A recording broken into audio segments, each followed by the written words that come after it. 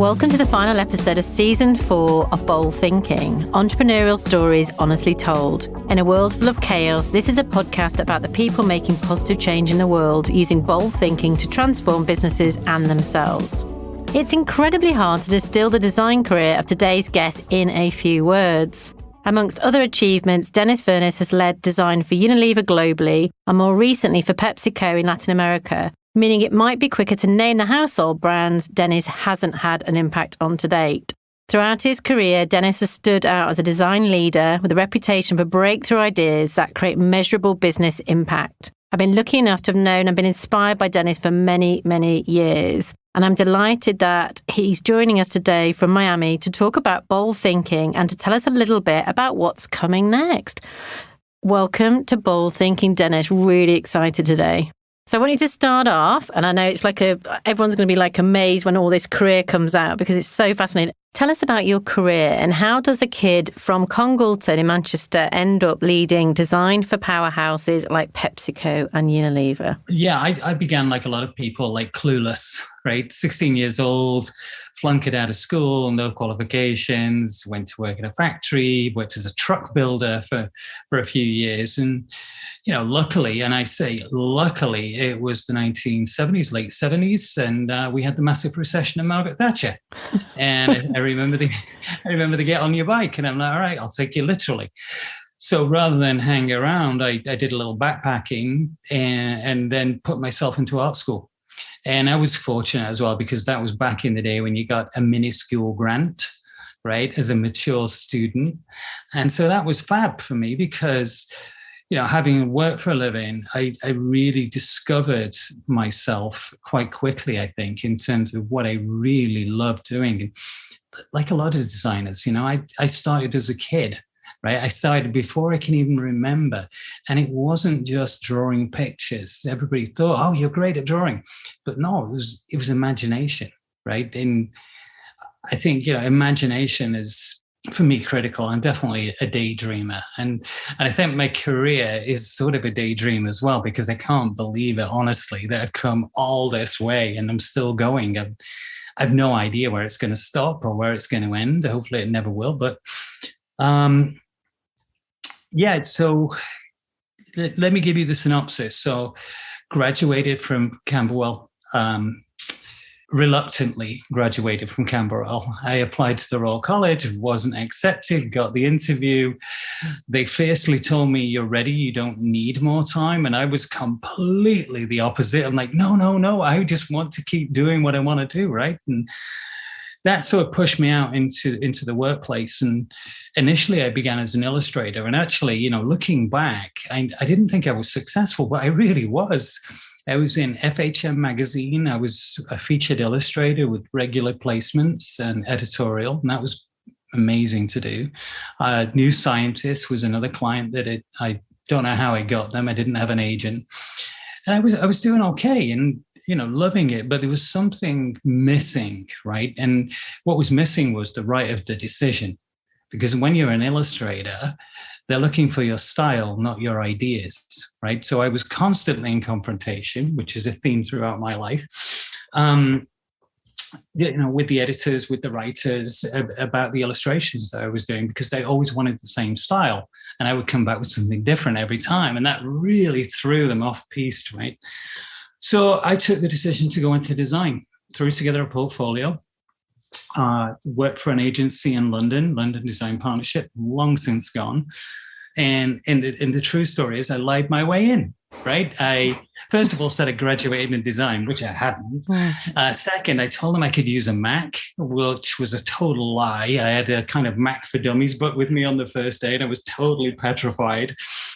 But I figured it out pretty quickly. And, you know, again, I think I was super lucky because the people that I was working with were so nice, so receptive. And they pretty quickly discovered that, you know, I had no formal training as a designer. But the work I was doing was definitely different, you know, sometimes funny in the extreme in terms of like no one quite got what the hell I was trying to do. And other times brilliant. And from there, I went to Spring Point to work with Fiona Gilmore and Mark Pearson, some incredibly talented people. And I think that's where, you know, the expression, kind of, create your chops, you find your way. I discovered branding, like really serious branding, and worked on some amazing projects. The Vodafone identity is probably the one that stands out the most. I worked with Lawrence, Gary Broadbent, Kirsty, Mark Pierce, very small company, but we produced this amazingly iconic identity. And I wrote the 15-page manual because honestly, Mark, don't kill me, but none of us knew how to write a guideline apart from Mark. So I just made it up, right? And so it was, and it went to market really fast, and the rest is history. Then it was on the Man United football shirts, it was on the news, it was like mind-blowing. So incredible experience. And it's at that point with Spring Point where I took another decision, and which goes back to decision making, right? So I got really frustrated with some of our clients because they had the right of decision. So, in all honesty, I just said the hell with this, and I went corporate. And I never looked back, right? Not until now. But that was quite some time ago. It's 20 years ago, maybe. And it's been super interesting for me to build myself in the corporate world because you do have that power of decision. You are on par with your marketing partners. It's still, by mutual agreement, you have to test. But at the end of the day, you're the one that's driving to get the right decision. You're the one that's at the helm. And that's been really great for me and allowed me to work on some really iconic brands like you introduced me. I don't know whether I don't know. I'm definitely not a rock star. I'm definitely not a megastar. I'm still that kid that's still punching his way through and still trying to find my way. But, along the way, you do some amazing stuff. I remember when I first met Dennis, someone said to me, like, hey, what brand would you really like to work with? I said, I've always wanted to work for Unilever. And they're like, you'll never work with Unilever because they only work with the massive, massive companies. And I can't remember exactly what happened, but we got an opportunity and I sat next to Dennis and he was talking about doing the co-creation centre. And he said afterwards, come and see me. So I went in to see Dennis in the big Unilever offices, just a couple of us, me and this little thing. And we talked about sustainability, didn't we? Because I absolutely love it, and supply chain and how it all works. And then at the end of it, I was like, oh, thank you very much, Dennis, for seeing me. Left the room. And then 24 hours later, Dennis rang me up and said, Julia, the first person that's come in that's never actually said to me, where's the job? And in that case, do you want a job? And I was like, oh my God, yes, what can we do? And that was the start of it. We'd had worked on some brilliant projects together, didn't we? The co-creation centre and... Amazing. Yeah, so it was really, really good. So something new is coming up in 2022. What can you tell us about it now to get everybody sort of teased and what's going on? And then we really want to get you back as a guest in season 5 when it's kicking off. So is there anything you can tell us now about what you've been up to and where you're at? Yeah, I'll give you a perspective first, right? And first of all, I remember those conversations so well, Julia, our first conversations. And then, I think we were like a pair of magnets, right? like fiercely drawn to each other to go and do something. And it's the best phone call I ever made, I think. Oh. Yeah, I really believe that to design something and to do it brilliantly, you don't just need empathy. You need to be connected. You have to have a piece of yourself that you can put into it. And if you don't have a piece of yourself to put in, then I think you're just going through the motions. You're following a methodology or a process. It's not a passion. And, on the flip side of my life, I've been, it's kind of hard to say, right? Especially publicly, but I'm going to, so I've sort of born into that body of like bisexuality and, never quite understanding it pretty much my entire life, but also living with it. And I've, raised my 3 sons. I have an amazing wife and, they're fully aware and, of who I am. But I've never put that into my work, right? Until actually quite recently at PepsiCo, I had the opportunity to work on Rainbow through the Doritos. Wow. And you can imagine, I mean, it was like, wow. It was so easy for me to do because of who I am. And it felt this massive connection. And I worked harder, I think, than I'd worked on anything else in my life. I'd definitely push bolder ideas forward. And, we won, obviously, creative awards for the work that we did over the 3 years that I was involved. But it was beyond eye-opening. It was so insightful because I could feel this thing inside me. My heart was really going into the work, and it wasn't to solve a client problem or to create a message or a purpose. The purpose exists within me, and that's so powerful, right? That purpose can come through, and that's what's pushing me to move myself forward and put myself more out there into the work that I do. So with all of that energy, passion, commitment, and the desire to create a meaningful legacy that's from me, I'm going to create a brand. And, so having done it for so many people for so many years and seen so many successes, I just feel compelled to do it, right? Risk aside, everything's risky. There's nothing in life that isn't a risk. Crossing the road is a risk, right? So, yeah, that's where I'm taking myself and the work that I do. And, I'm in that fortunate position now where I've worked hard and I've worked long, and my last son is now in university. So I'm super excited. I mean, it's incredible. And so I've started to explore a number of areas, especially the world of fashion, which is where I'm headed towards. Shockingly, never done it before, not a fashion designer. Go back to the beginning of my career. I was an illustrator, said I was a designer. I've now started to introduce myself as a fashion designer. But hey, it's a mindset, right? So that's sort of the beginning of it. If you want to go deeper, we can defer. Well, I think what we're hearing is that Dennis has left PepsiCo and he's setting up his own brand, and we all want to know exactly what that brand is. But if you can't share that yet, we can talk about that in the next series, because I think somebody that's been as iconic in his career as Dennis in that design industry, people are going to be incredibly excited to hear about what that is, what that means, and how that develops as a brand. And honestly, I think people will knock me over the head. I've said this about 50,000 times. When me and Dennis went to India, we did this big workshop, didn't we, for Pure with Unilever. And we had like 5 days there, and loads of people were coming in with ideas and suggestions. And I think it was Dennis sort of said at one point, "Oh my God, the guy wanted to do an ad campaign, and somebody else wanted to do a new logo." And I think Dennis said, "All we need is ideas to power the boat." Stop all that periphery. It's driving us all bonkers. And I think that's, I must have said that about 50,000 times in my life. So is this an idea to power the boat? I think it definitely is. Float your boat, power your boat, right? Absolutely. Yeah, I think like everything I've tried to do, I want to push the envelope, right? Now, I'll use a comparative. I remember so clearly all those years ago, when we took the Vodafone brief. And right there in the brief is digital technology. So, where does my brain go? Where does Gary's brain go? I mean, I was fortunate. We were all like-minded. Mark was like-minded. The hell with that, right? We need to be different. Every technology company is a digital company, right? And will be. And the point is that Vodafone identity is about speech, and it's owning speech. Now, think about that. That's before everybody was texting each other, before the world of communication that we're in today. But we had this belief and sense that it was all about communication and talking to each other, and thus the Vodafone mark was born. So this is very similar, I think. It's very different in terms of outcome, but yeah, I plan to provoke and shock, right?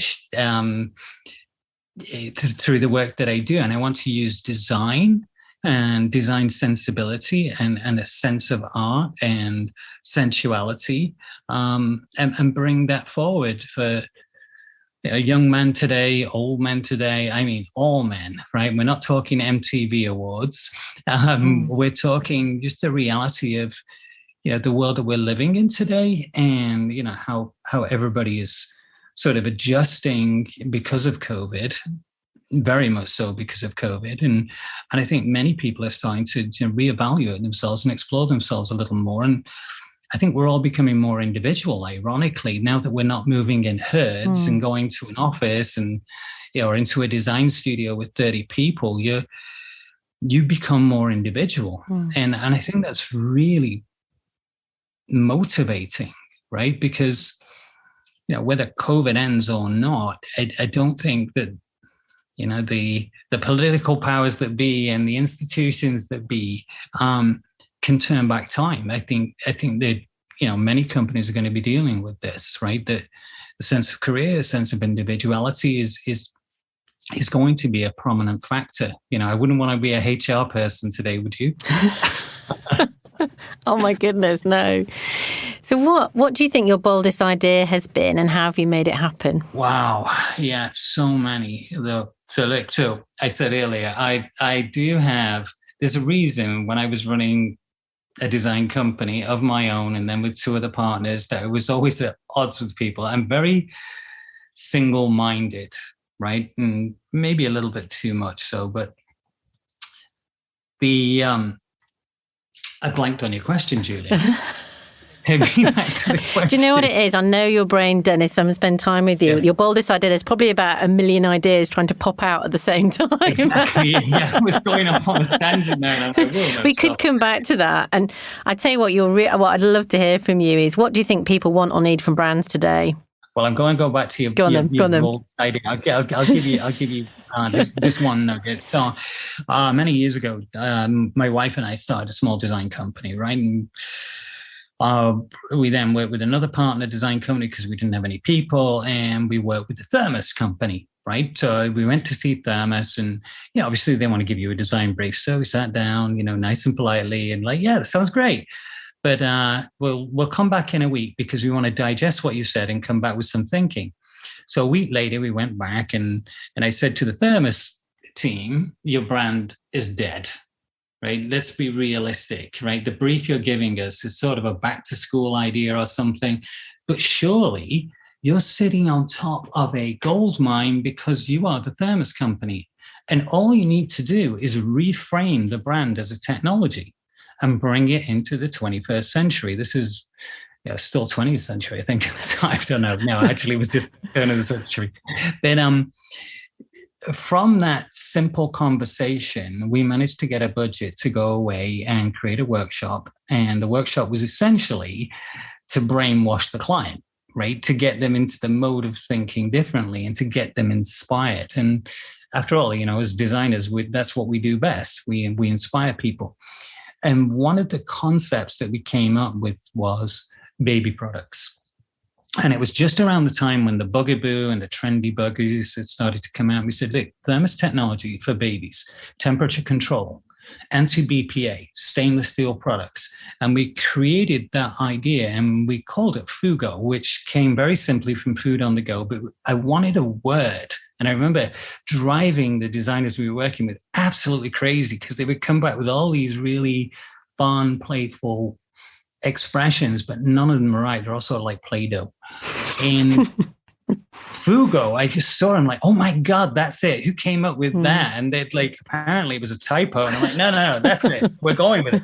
So Fugo became the brand. And within a year, it was featured at the Houseware Show as #1 innovation of the year. Come on, it's a thermos. It was converted to a baby's sippy cup, right? And with a few added features. But it became very quickly the #1 baby shower gift in the US, then went global. And my wife actually bumped into Rick Diaz, who was the CMO and I think still is at Thermos. And he said, thank you so much. That is still the biggest thing we've ever done, still our strongest selling product, and pretty much saved the business. Wow. So Rick, sorry I put that bit out there at the end, but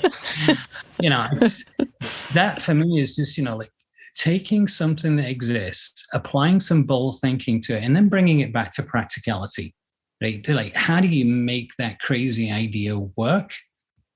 And yeah, I mean, that was bold. That was bold for us to go in and, have that risk with the client. It was bold of the client to trust us, brainwashed or not. And in the payback was obviously enormous, right? Versus the brief they were going to give us, which probably would have been a value for a year. And the next year they'd be briefing another design company. And that's, for me, super important. The one thing I would love to say to all my colleagues in the industry, quit process, forget problem solving, forget it. That's not what we do. We are born to create, and we bring inspiration to others. And through our inspiration, we create methodology. And through methodology, we create experience. And through experience, we create brands. It's pretty straightforward. We're still in that world of Leonardo da Vinci, right? By which I mean we're artists, designers, and innovators. We compartmentalize ourselves, and I think that's a fatal mistake for any creative. If you say you're a brand designer, or say you're a product designer, or you're a car designer, or a fashion designer, for me, that's not the way to do it. The way to do it is to be prepared to trust your instincts and then convince others that your instinct is actually profound logic. And that's very hard, especially when you have a scatterbrain like mine. That I mean, it's, as you can tell, I mean, I really believe that, right? We're artists at our core. I love that. So what do you think people want or need from brands today? Wow, God, that's a hot question, isn't it? And there's so many different ways you can answer it in the kind of, I think, the politically correct way. But I don't think that people necessarily need brands anymore, right? And I know other people are saying that, but then, when they sort of challenge, they never get a good reason for why. And I think the reason for why is quite simple. I think brands were born of the industrial age, right? So product manufacturing, we need to call it something. Let's call it the Model T, any color you want, as long as it's black. That's pretty much how we've tried to operate brands. Yeah. It's in a category. It has a niche, it's a Ford Model T.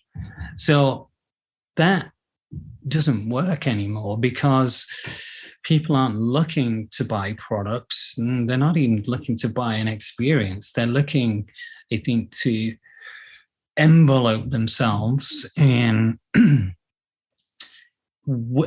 within things that mean something to them. So obviously that means a sense of purpose, but it's more a sense of connection. I love brands like Google, that have really, it's a powerhouse, but it's evolved itself in so many ways. And for me, far exceeds anything Apple has done, because they've woven themselves into the fabric of our lives, in a non-evasive way, in a way that I feel I really want to embrace what they have and what they have to offer. Now, right or wrong, that's how I feel about Google. I love Google, right?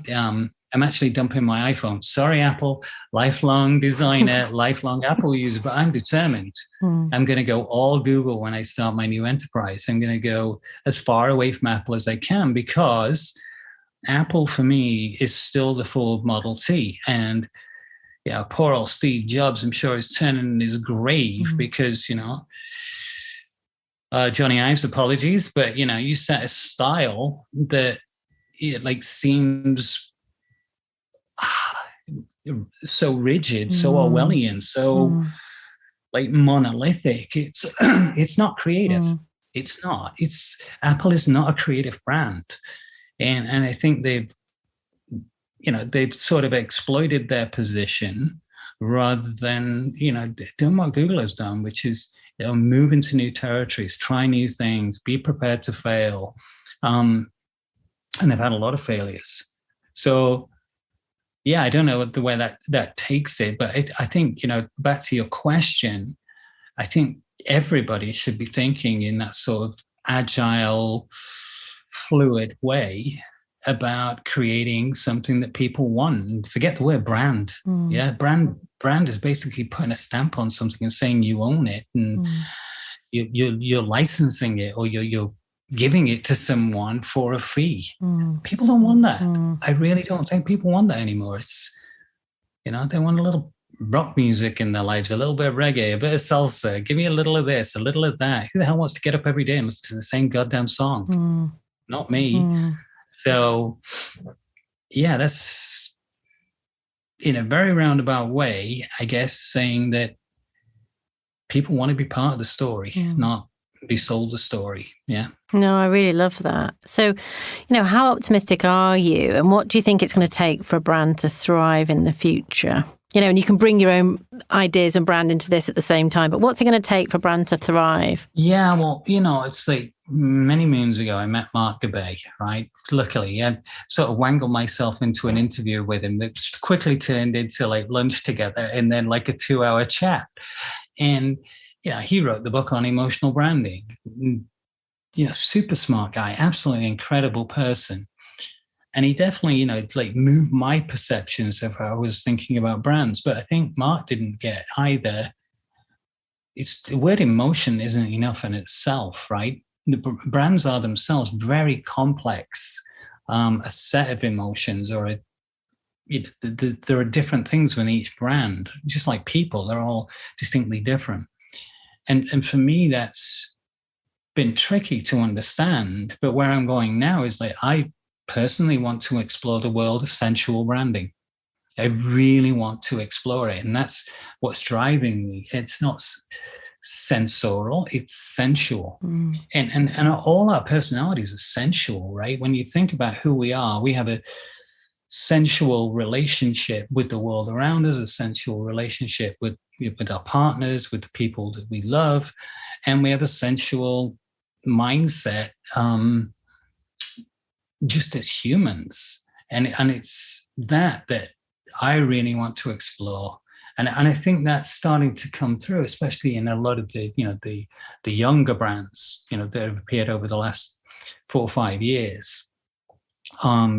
They seem to be less afraid to explore that side of themselves. Yeah. So what sort of brands would you say are doing that? Oh, I think, a super successful Lululemon. Oh my God, that brand I think is brilliant. And there's a sensualness to that brand, even though it's in the world of apparel. It's not like Nike. It's not like anyone else, right? Nike tried it with Goddess, but it has this inbuilt sensuality that I love. So that's one. And I think in terms of the mainstream brands, that's probably the big one.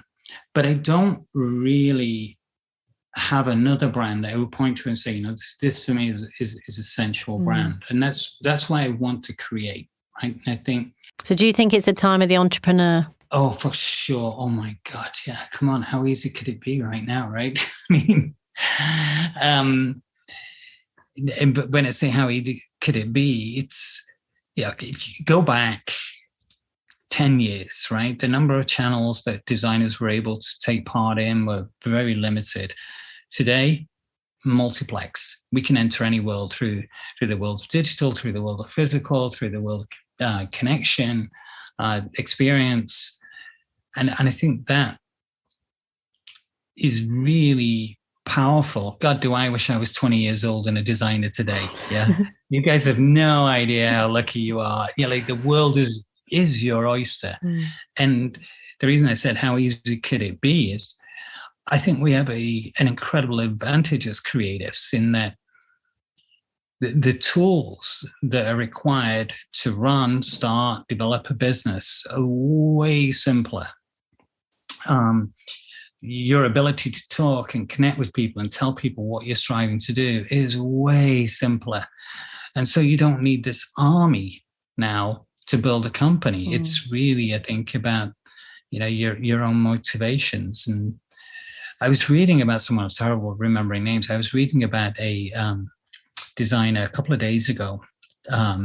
Actually, he's a self-taught designer, it's a little on me.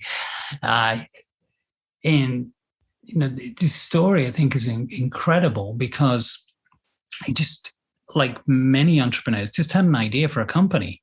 And instead of sitting around and trying to figure out a business plan, just started making the product. And, out of the product necessity, created a brand and tried 2 or 3 different brand names. And then, hey ho, the product becomes an outrageous success. The brand becomes a success. And I think, Julie, you sent me a link the other day, very similar story, right? Someone that just had the idea to go and do something a little bit different and just push themselves to the limit, right? To go do it. And and became incredibly successful. So yeah, I think we're going to see more and more entrepreneurs. I think we're going to see brands, as we call them today, come and go much more often. Yeah. And happily so. Not every brand should become a behemoth.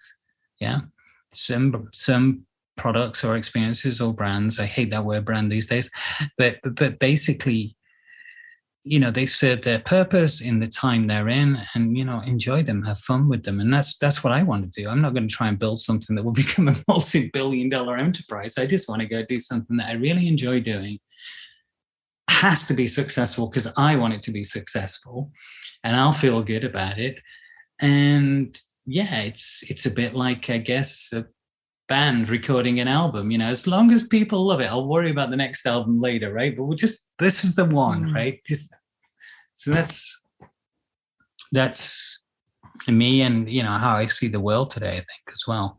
No, I think you're right. I think it starts with a need or a passion, ideation, desire. And then after that, it's, making it work every day, getting up and living it, loving it, the joy of it, isn't it? Yeah, totally agree. And not losing sight, right? It's too easy to sort of get pulled in a different direction because you get convinced that this is a much easier path, or, the way you're going isn't going to work, but this way is going to be much more straightforward. But that's not how it works, right? And that's not how you create something differentiated and successful. You just create more of the vanilla. So what's your exit plan for this eventual brand? Is it to sell to Unilever as their next range or something? I don't think what I'm doing would appeal to Unilever or Pepsi.